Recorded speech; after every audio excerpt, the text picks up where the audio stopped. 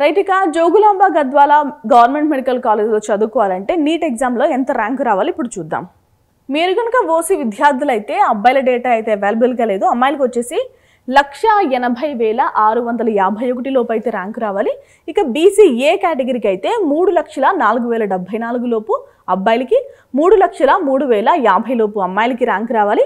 ఇక BC B వాళ్ళకైతే అబ్బాయిలకు వచ్చేసి 2,06,285 లోపు, అమ్మాయిలకు వచ్చేసి 2,06,697 లోపు ర్యాంక్ రావాలి. ఇక బీసీ డి వాళ్ళకైతే 1,99,073 లోపు అబ్బాయిలకి, 2,01,377 లోపు అమ్మాయిలకి ర్యాంక్ రావాలండి.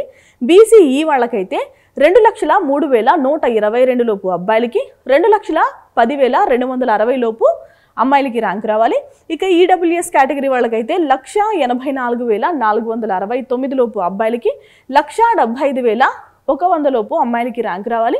ఇక ఎస్సీ వాళ్ళకైతే 2,77,101 లోపు అబ్బాయిలకి, 2,80,528 లోపు అమ్మాయిలకి ర్యాంక్ రావాలి. ఇక ఎస్టీ విద్యార్థులకైతే 2,62,321 లోపు అబ్బాయిలకి, 2,62,539 లోపు అమ్మాయికి ర్యాంక్ రావాలి. ఓకేనా. కొన్ని ర్యాంక్స్ అయితే అవైలబుల్గా లేవు, ఎందుకంటే ఇది చాలా రీసెంట్ కాలేజ్ కాబట్టి. కొన్ని క్యాస్ట్లు అంటే బీసీసీ వాళ్ళు ఆప్ట్ చేసుకోలేదు, ఓసీలో అబ్బాయిలు ఆప్ట్ చేసుకోలేదు. ఓకేనా.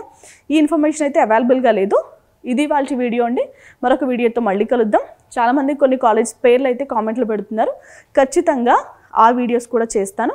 వెయిట్. ఓకేనా. సో మన ఛానల్ ఎవరైనా సబ్స్క్రైబ్ చేసుకోకుండా చూస్తూ ఉంటే సబ్స్క్రైబ్ చేసుకోండి. ఎవరికైనా వీడియోస్ కావాలి అంటే షేర్ చేయండి, ఎందుకంటే కాలేజెస్ గురించి ఇలాంటి ఇన్ఫర్మేషన్ లేకుండా జాయిన్ అవ్వడం కంటే ఎంతో కొంత తెలుసుకుని జాయిన్ అవ్వడం అనేది చాలా ముఖ్యం కదా. సో అందుకనే మీరు షేర్ చేయాల్సిన అవసరం ఉంది.